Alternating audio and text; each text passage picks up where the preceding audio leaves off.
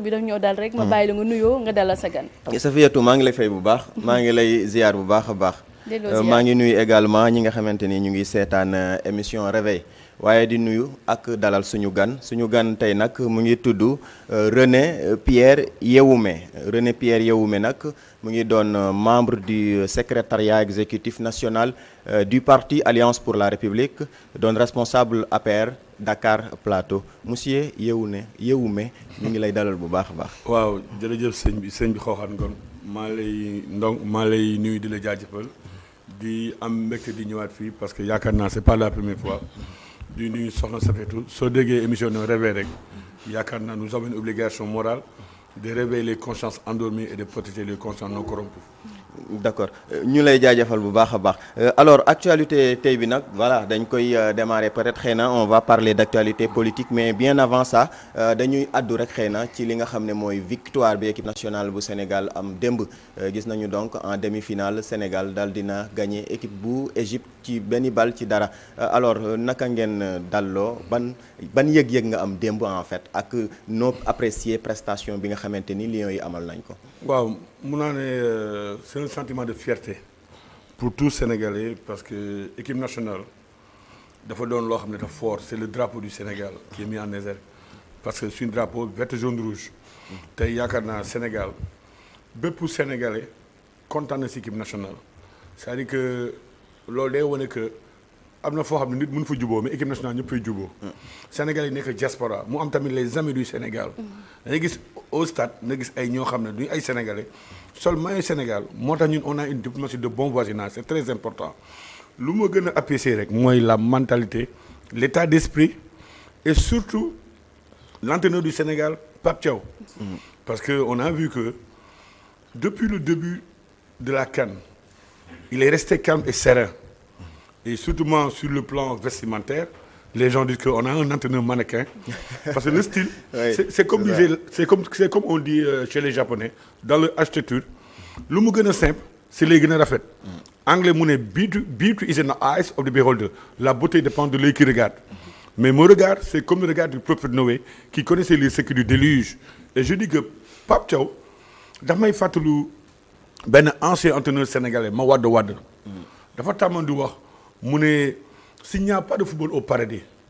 je préfère aller en enfer c'est-à-dire que Pape Thiaw est en train de mettre l'humain au service de la créativité c'est-à-dire cette équipe-là amul titulaire amul kii moom place bi c'est-à-dire que c'est une famille c'est une cohésion et ce qui nous a plu dans cette équipe-là c'est que à chaque fois day jékki-jékki jënd beneen jour mu dugal attaquant parce que sénégalais à chaque fois ñu suñu problème lan la woon ñu jënd attaquant jënd dugal défenseur mais on a vu que on a voulu gagner ce match et match mu ñëw rek système de jeu bu nekk li indi loolu day wane que ñun sénégalais yi surtout je demande au président de la république finale bi mu jënd kees bi waaye gën a dolli xam naa jàpp na si équipe nationale de mais il faut les motiver encore davantage parce que finale bi dina métti de on va jouer au Maroc. surtout finale bi non. avec le pays organisateur est-ce que l'espoir est permis est-ce que xel dal na maanaam est-ce que vous êtes optimiste que ne face au Maroc quand même mën nañu gagner li nga xam ne mooy finale. mais ce que j'ai aimé l'attitude de Sadio Mané. ba ñu gagné gars yi di jubilé mu tempéré. c'est-à-dire que loolu c'est une attitude boo xam ne de responsabilité et surtout d'engagement et d'humilité surtout. Parce que tout le monde sait qu'aujourd'hui le Sénégal fait partie des grandes nations de football mais il faut jamais sous-estimer l'équipe du Maroc parce que équipe Maroc bi d'abord am na avantage c'est un pays organisateur dëkkam lay jouer c'est de bons joueurs yoo xam ne à jouer Sénégal ñooy jouer en Europe partout dans le monde mais ñun c'est-à-dire que bépp Sénégalais day ne yàlla Sénégalais yàlla ndam mi ñëw fii mais ñi bëgg ndam mi ñëw fii parce que su ñëwee fii ça va booster notre économie sur le plan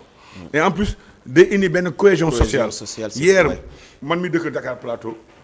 je suis sorti de chez moi de la rue Amadou Assane Dame Ponty mais il y avait une liesse de joie nga gis les gens venaient de partout loolu ça montre aujourd'hui Sénégal benn bopp la c'est un pays indivisible et ñun ñooy ñaan yàlla may ni ndam bi et surtout muy kër diine yëpp na ku nekk ñaan comme maire yi ñu doon yeewoo dama gis ay maire yu mag loolu gën na am dégg naa jamono 2002 ay maire yu mag ñoo jënd di jubilé yore ay mbiib loolu dafa doon c'est-à-dire que joie la te te yaakaar naa développement d'un pays un facteur important c'est la joie.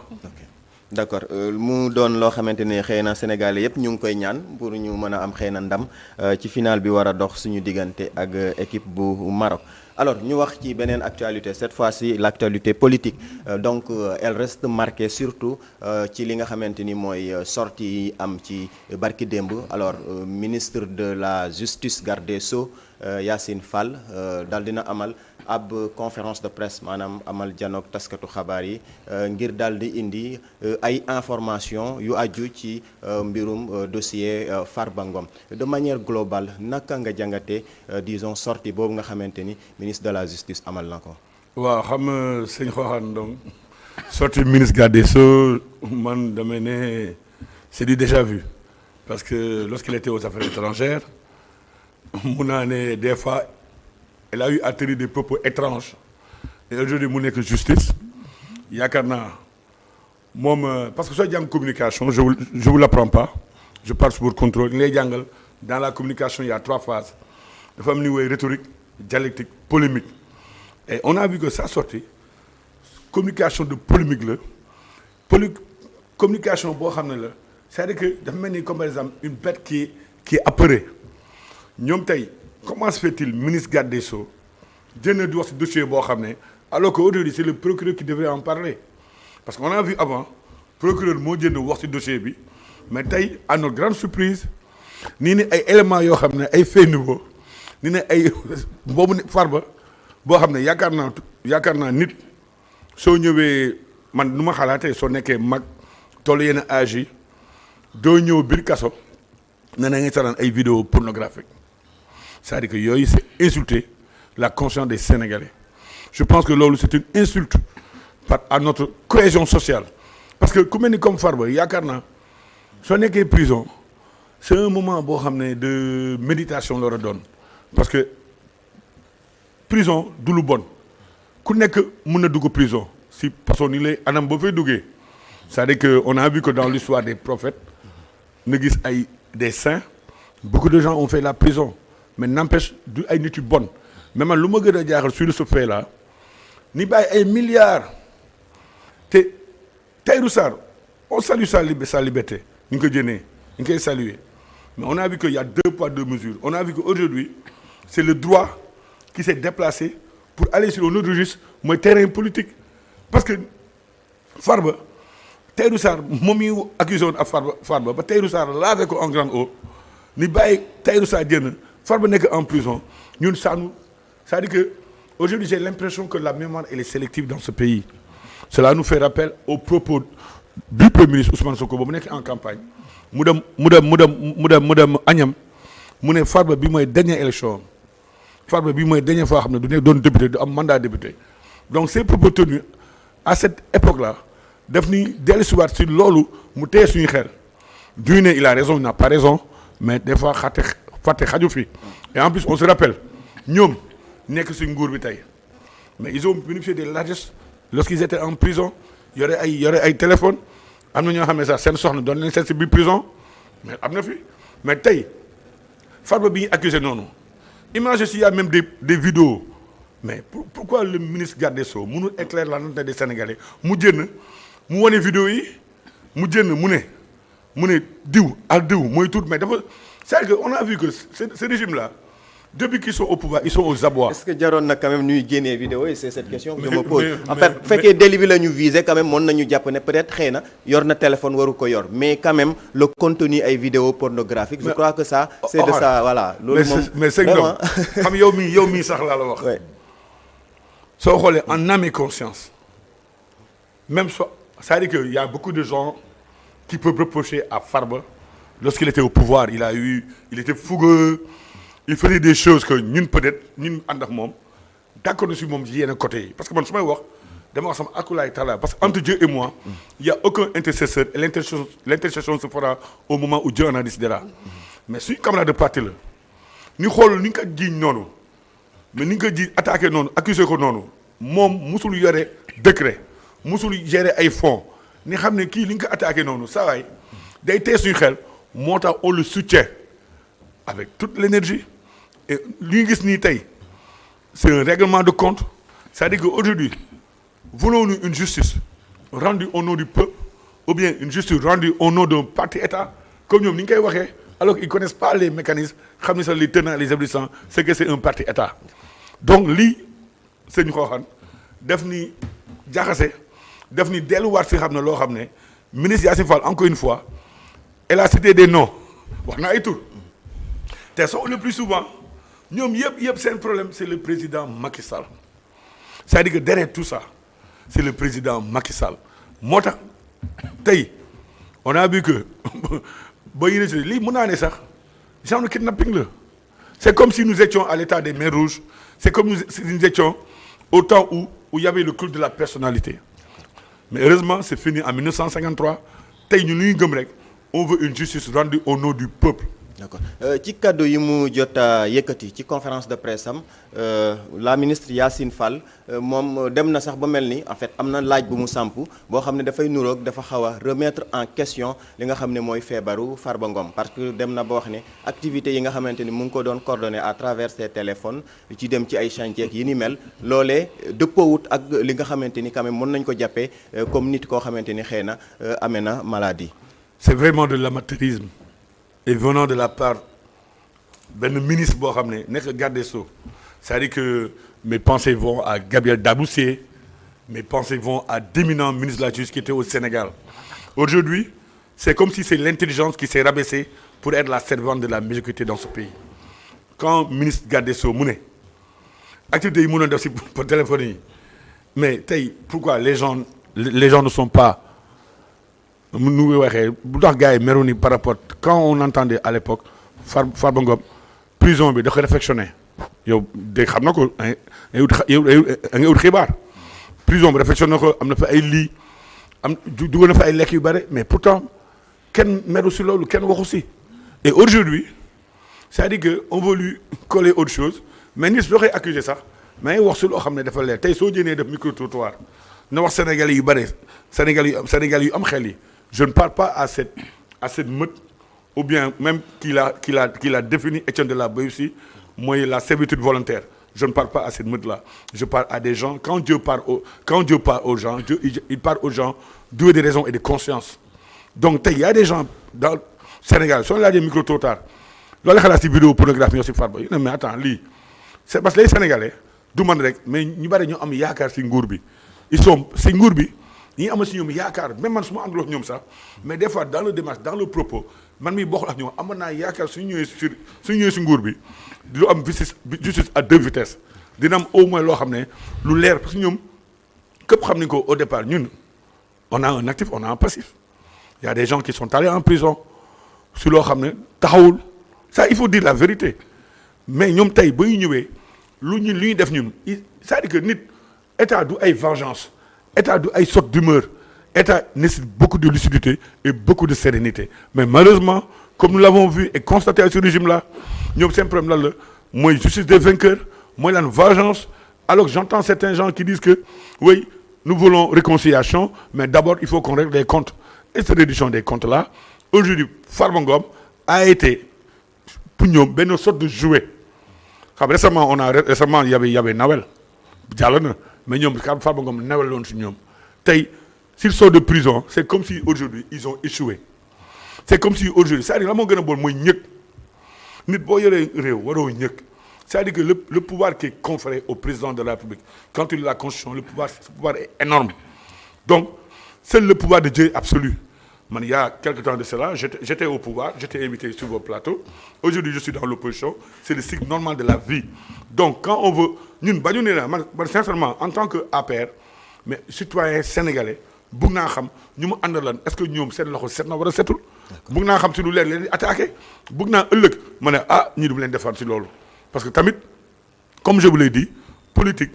jaamu yàlla la politique idina siratal mustaqima politique dafa doon loo xam ne comme Jésus-Christ quand il parlait sur boobu nee mont Sinaï le sermon sur l'éthique et de la morale je pense que tey soo xoolee tous les livres révélés que ce soit Torah Bible que ce soit le Coran am na lu wax par rapport à politique moo tax je dis souvent que les ceddo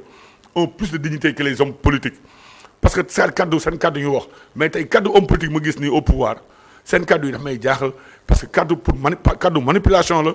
du ma ne mensonge parce que dire mensonge c'est un peu insulté c'est un peu de manière incorrecte mais soo demee dans les usines en Macédoine il y a des usines boo xam ne de mensonge et de manipulation qui ont été orchestrées qui sont faites pour l'opinion pour travestir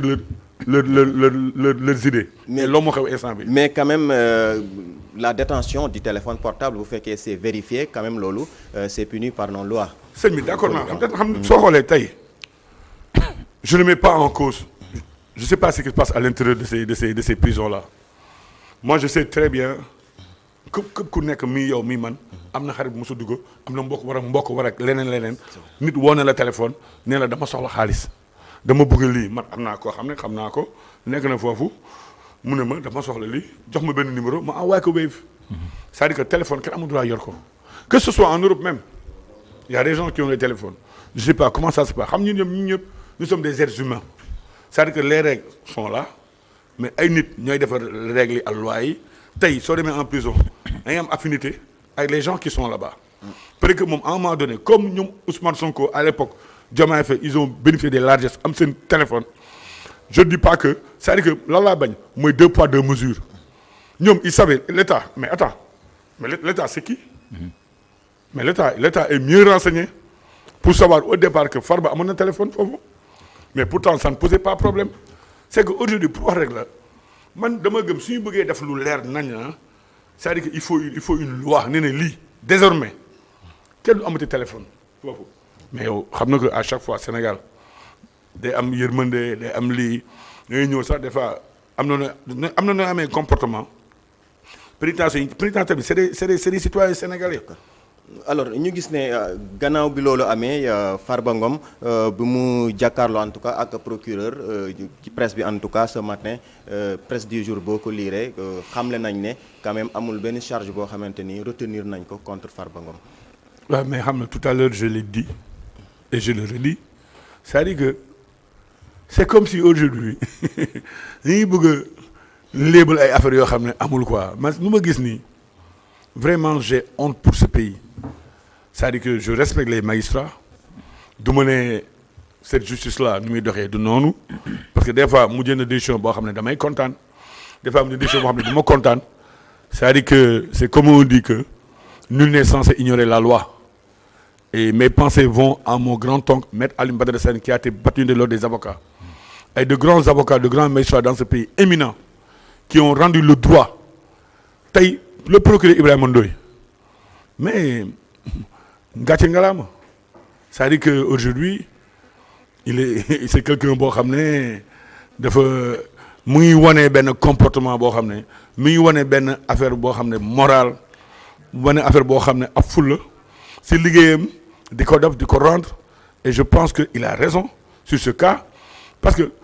mais dossiers yooyu ni ngay toppee si yenn affaires yi mais ça n'a pas de sens ça n'a même pas sa raison d'être moo tax il a raison moo tax lépp loo xam ne wax ni ko si moom amatul léegi lu am léegi sëñ bi mooy il doit sortir xam sànq wax na am na loo xam sànq j'ai oublié tout à l'heure vous m'avez parlé de nee na ministre garde des Sceaux Yacine Fall nee na par rapport à état santé am j'avais pas répondu sur cette question là parce que dama gis am na rapport boo xam ne ay médecins jënd ne kii amul yoram warutul nekk en prison ñu woo beneen médecin bu am déontologie mu ne man région Matam laa jógee mënuma xool Farba parce que ñoo bokk zone bi ñu jógee état indi beneen médecin kon expertise ñooñu ne mënul nekk même les ONG des droits de l'homme mais ñëpp ñooy émouvoir par rapport lu xew nii c'est-à-dire que lii j'ai l'impression que li seen nit à chaque fois on donne un exemple ñun ok d'accord naa xam ñun soo ñu topp tey dañuy mere si par rapport à lu ñuy def les gens vont parler de Robert Bourgi ne oui il est venu comme ça au tribunal yooyu day am mais il faut pas reprendre ñun ce que nous avons fait dans le passé moo tax les Sénégalais nous ont sanctionnés eux ils sont au pouvoir aujourd'hui ils doivent donner le bon exemple et le bon exemple c'est quoi mooy rendre la justice au nom du peuple sénégalais. d'accord peut-être suñu temps jeex na ba pare mais quand même ñu wax ci ñaari question ñu tënk li nga xamante ni gis nañ ko démb université gannaaw bi étudiants yi doon amal ab grève ba ñu am négociation yu ñu entreprendre ak autorités yi ñu tegandi woon grève bi mais démb mu mel ni étudiants yi fippuwaat nañ ba ci seeni ay déclaration ñu ngi xamle ne bu ñu tàmbalee moom amatul bàyyi tant que fayu ñu leen seen bourse alors lan moo war a doon taxawaay bi pour éviter une crise à l'université. mais xam na du see université dafa doon loo xam ne c'est un temple et tout le temps c'est régime bu ñëw rek day am mouvement de contestation loolu c'est inné chez l'étudiant man mii di wax ñun on a été leader du mouvement élève mu ba nekk lycée de la Fosse dans les années 97 xam na donc pour wax rek man j'avais dit à l'époque j'avais une réunion qu'on a fait à l'époque au palais ma ne il faut que amicales yi des étudiants yi même quand le président il voyage war na di ànd ak ñoom parfois xam na décontracté avec son Lacoste ne leen écoutez j'ai été étudiant comme vous léegi la mooy le vrai problème xool ni ñu koy régler mais c'est-à-dire que à chaque fois day am problème vous savez pourquoi parce que ñun tey on a infiltré l'espace universitaire les partis politiques ku nekk am na fa représentant et à chaque fois nguur bi ñëw kii day contesté il y a un mot d'ordre venant des partis politiques je pense que aujourd'hui ce qui est important il faut ñu xam ne ñun nous aimons cette université là c'est-à-dire on est en train de c'est-à-dire les meilleurs ont été formés là-bas mais on a vu ay ce régime là à cette acolyte ñoom ñoo njëkk nekk di brûler ay temps du savoir yàq ay ordinateur def loo xam ne naka su noonu naka saa suñu jàng bi donc ñu ngi suñu ñëwee au pouvoir c'est-à-dire que c'est une suite logique. comme est-ce que ñoom ñoo def loolu aussi. mais sëñ bi été identifié comme c'est-à-dire que dafa am lu kii waxoon honorable Malcolm X. mu ne ci kër coming home into roots c'est la violence qui engendre la violence et on est à cette époque-là et aujourd'hui ce que nous avons constaté ñoom ñoo doon wax di c'est-à-dire que tu sais les mots utilisés ont un sens parfois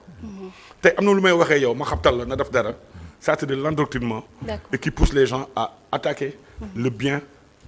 man dama am benn laaj rek en 30 secondes bu fekkee mën nga si tontu mooy ni nga ubbee déjà que c'est l'émission et le réveil des sans voix waaye dañoo war a réveiller les consciences qui dorment nan nga ñu mën a décortiquer li nga wax noonu. waaw xam soxna si su ma nee on a une obligation morale de réveiller les consciences endormies et de protéger les consciences non corrompues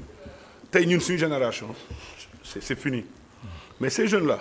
C'est comme disait Jean-Jacques Rousseau dans Émile ou de l'éducation. Un enfant, même s'il est instruit, il a besoin d'être encadré. L'enfant, c'est l'encadrement. Mais malheureusement, aujourd'hui,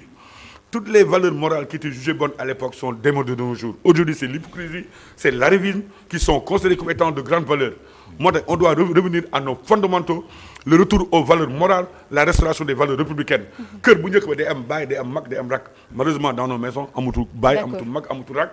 Il faut ñu ñëw à l'orthodoxie. Tey tamit xale su jàngee bu baax amul yar mais c'est-à-dire que c'est horrible c'est-à-dire que man des fois j'ai du mal à regarder cette société là parce que ñun bu njëkk ba le maître était un instructeur su le semestre si maître bi ngay daw bëggoo mu njëkk la école tey sañoo dóor doomu jàmbur